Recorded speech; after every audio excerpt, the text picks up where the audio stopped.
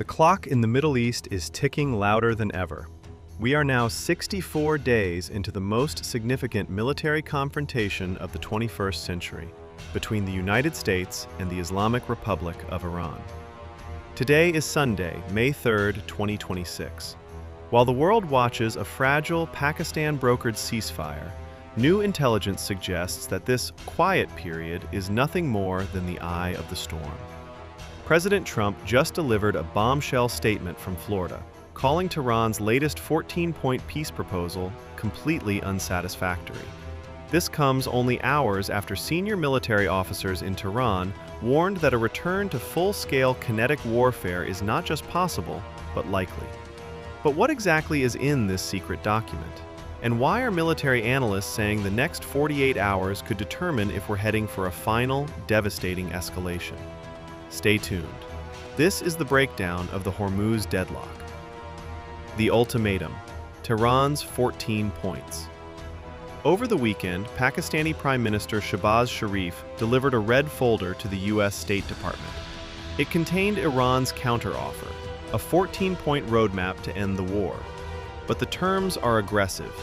Under the leadership of Mojtaba Khamenei, who assumed power after the February strikes, Tehran isn't just asking for a ceasefire, they're demanding a total reset of the regional order. The Iranian demands are centered on three non-negotiables.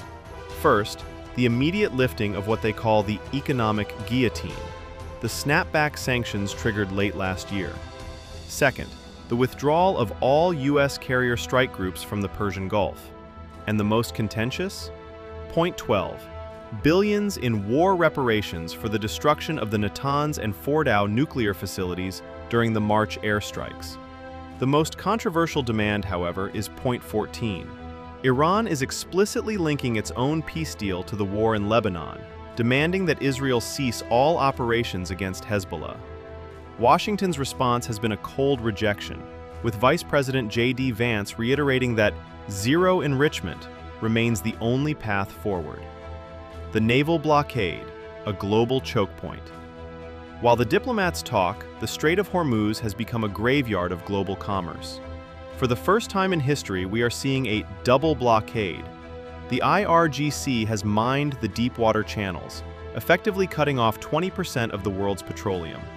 In response, the U.S. Navy's Fifth Fleet launched a counter-blockade on April 13th, physically boarding and seizing any vessel attempting to reach Iranian ports. Gas prices in the U.S. have already spiked, and the Senate is currently debating a record $1.45 trillion defense budget to sustain this high-intensity posture. If this stalemate lasts another 2 weeks, analysts warn we are looking at $150 oil. This isn't just a regional war anymore, it's an assault on the global pocketbook. Military posture, target set B.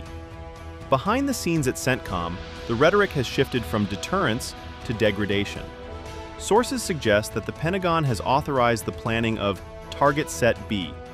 Defense Secretary Pete Hegseth told Congress just days ago that the U.S. doesn't need new authorization to strike, arguing the ceasefire merely paused the clock on the 60-day War Powers Act.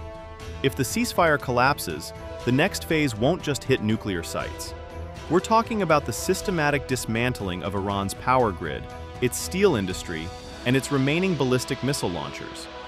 The IRGC hasn't stayed silent.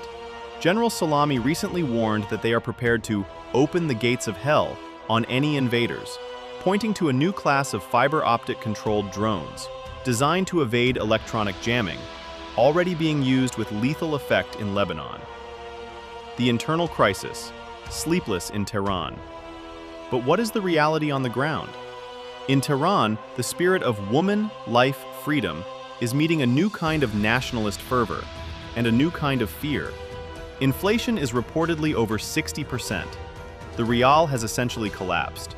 Daily rolling blackouts are now the norm across major cities. People are stockpiling grain and fuel even as the government stages massive defiance rallies in the capital. There is a sense that the country is being squeezed from both sides. The American blockade from the outside, and a regime that has doubled down on internal security to prevent a new wave of protests. What comes next? So where does this leave us? The Pakistani mediators have warned that the window for a diplomatic solution is closing. If no deal is reached by the end of May, the U.S. has signaled it will reset the clock on its military operations. Will the 14-point plan be the bridge to peace, or the final footnote before the fire begins again? We'll be monitoring the situation 24/7. Make sure to hit that subscribe button and turn on notifications, because in this conflict, the news changes by the hour.